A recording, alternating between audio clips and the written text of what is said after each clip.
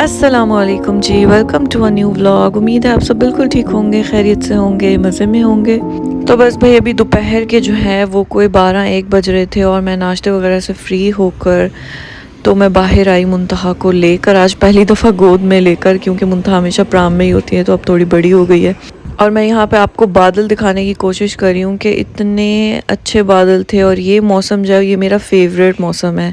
हल्की हल्की बारिश है, देखिए फ़र्श पे आपको गीला गीला नज़र आ रहा है और इतने काले काले बादल और बहुत अच्छा सा मौसम था। बिल्कुल सामने ग्रोसरी स्टोर होने का इतना फ़ायदा है। जिन लोगों के घर के करीब होंगे उनको पता है, क्योंकि आपको सब कुछ खुद करना होता है और एंड टाइम तक जो है वो कोई ना कोई चीज़ मैंने लेनी होती है। एंड टाइम से मेरा मतलब ये है कि और कंट्रीज़ का तो मुझे नहीं पता कि शॉप्स शाम में किस टाइम बंद होती हैं, मगर जर्मनी में जो है वो पूरे 8 बजे सारी ग्रोसरी जो शॉप्स हैं वो, तो बस इसी वजह से एंड टाइम तक भी मैं कोई ना कोई चीज़ ले लेती हूँ। इससे सामने, घर के बिल्कुल सामने ग्रोसरी स्टोर होने का बहुत ज़्यादा फ़ायदा है।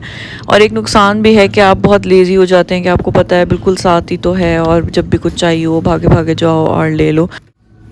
तो बस जो लोग मेरे व्लॉग देखते रहते हैं उनको तो पता होगा कि मैं कैसे भागी भागी जो है वो एडी खाई आती हूँ ग्रॉसरी के लिए। मगर जो लोग नहीं देखते, जो पहली दफ़ा मेरा व्लॉग देख रहे हैं, तो उनको मैं बताना चाहूँगी कि भाई जर्मनी में अगर आप सख्ती होती है इस चीज़। ग्रॉसरी शॉप्स के अलावा भी सारी शॉप्स जो हैं वो यहाँ पर 8 बजे बंद हो जाती हैं। अगर आप किसी दुकान में चले गए हैं गलती से और 5 मिनट रह गए हैं शॉप बंद होने में, तो अक्सर लोग यहाँ पे 10 मिनट पहले ही जो है वो क्लोजिंग कर देते हैं।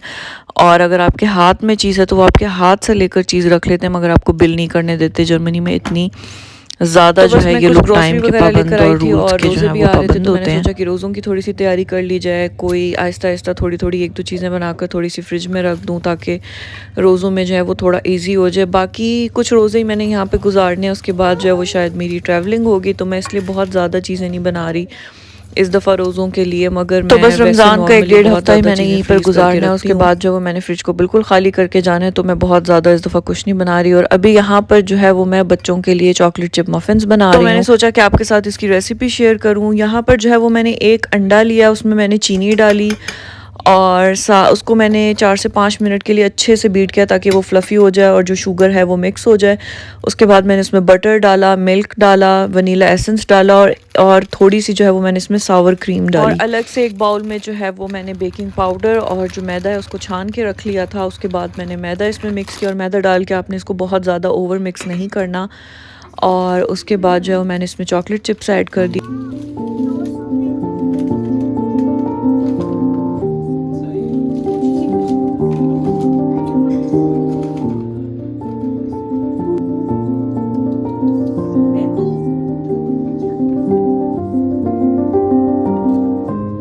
अच्छा, जो सावर क्रीम है वो आपने इसमें स्किप नहीं करनी, क्योंकि वही जो है इन चॉकलेट चिप मफ़िन्स की गेम चेंजर है।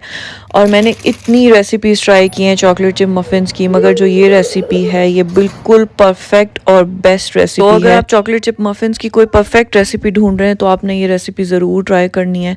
और अगर आपके पास सावर क्रीम नहीं है तो आपके पास जो भी नॉर्मल क्रीम है उसमें आपने थोड़ा सा लेमन ऐड कर देना है, तो वो सावर क्रीम बन जाती है।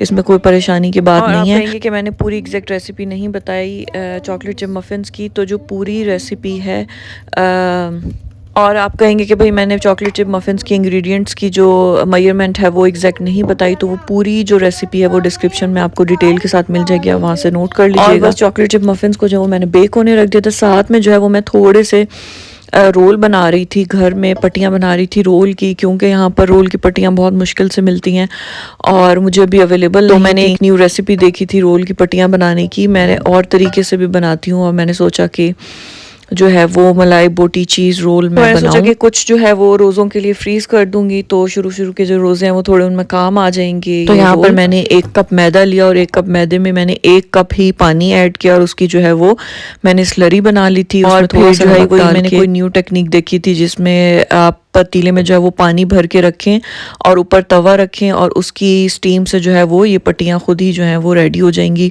तो इस तरह से एक एक मैंने जो है वो स्कूप डाला इस स्लरी का और उसको जो है वो नॉन स्टिक पैन पे अच्छे तरीके से फैला दिया। और किसी भी बॉइलिंग वाटर के ऊपर जो है वो नॉन स्टिक पैन आप रख दें और 40 सेकंड्स से 1 मिनट में जो है वो ये पट्टी आपकी रेडी हो जाएगी पानी की स्टीम से।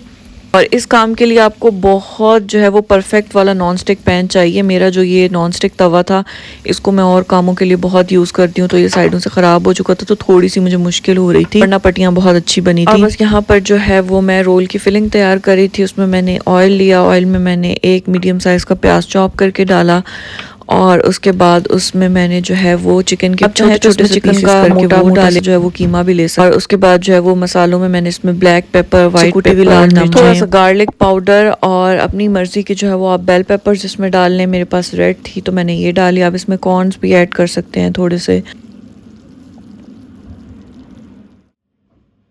और यस, ये तो मैं बताना भूल गई कि साथ ही जो है वो मैंने इसमें क्रीम डाली 2 से 3 चम्मच भर के और बस उस जो फिलिंग थी उसको अच्छे तरीके से आपने ड्राई कर लेना है।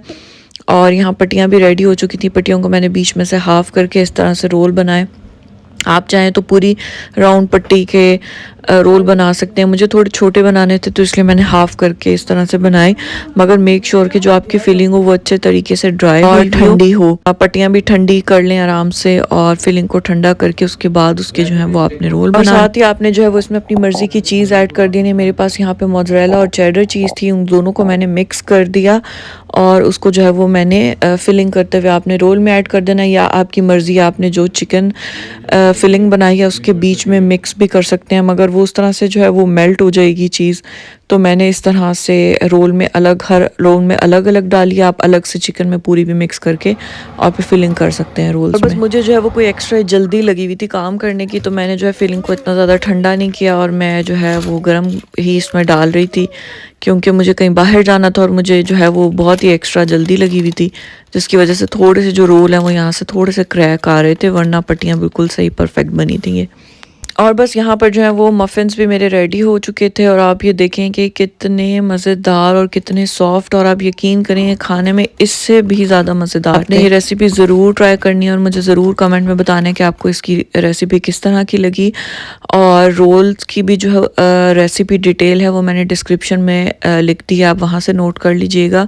बस यहाँ जो है वो शाम का टाइम हो रहा था तो मैंने सोचा क्यों ना जो है वो थोड़े से स्नैक्स बनाया जाए शाम की चाय के साथ। तो जो रोल मैंने बनाए थे कुछ मैंने उनको अभी फ्राई कर लिया चाय के साथ और कुछ जो है उनको मैंने फ्रीज़ कर दिया था। अगर आपने इन रोल्स को फ्रीज़ करना है तो सबसे पहले आपने इनको किसी बड़ी ट्रे में अलग अलग फैला कर रखना है और फिर जब ये थोड़े सख्त हो जाएँ, मतलब फ्रीज़ हो जाएं थोड़े से, तो फिर इनको निकाल कर आपने किसी जिपलॉक बैग में डालकर फ्रीज़ करना है। इकट्ठे से आपने इनको फ्रीज़ नहीं करना, वरना ये सारे आपस में जुड़ जाएंगे और जब आप इनको डीफ्रोस्ट करेंगे तो ये बिल्कुल जो है वो ख़राब हो जाएंगे। तो बस आज जो है वो मैं थोड़े से बच्चों के लिए फ्राइज़ बना रही थी। तो आज जो है ये मैंने चलाऊ काम किया हुआ था, जो थोड़ा सा ही ऑयल था जिसमें मैंने रोल फ्राई किए हैं और उसी में जो है वो मैंने फ्राइज़ डाल दिए थे। अब मैं क्या ही और ऑयल डालती, और बस ऑयल को संभालना भी इतना मुश्किल हो जाता है, बार बार उसको जो है वो स्ट्रेन करके अलग से जार में रखो और बस फिर तो बस मुझे थोड़े से ही बनाने थे इसलिए मैंने इसी ऑयल में ही डाल दिए।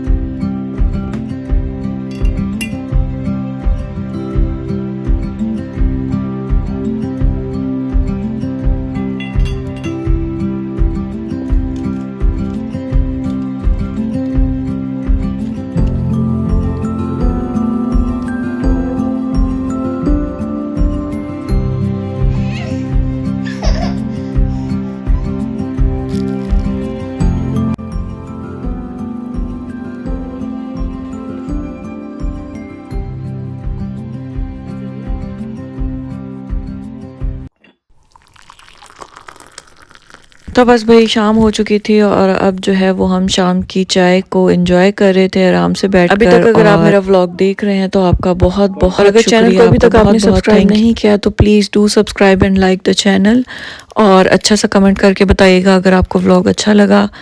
तो आज का व्लॉग करते हैं यहीं पर एंड और मिलते हैं नेक्स्ट व्लॉग में। तब तक के लिए अपना बहुत सारा ख्याल रखिएगा। अल्लाह हाफिज़।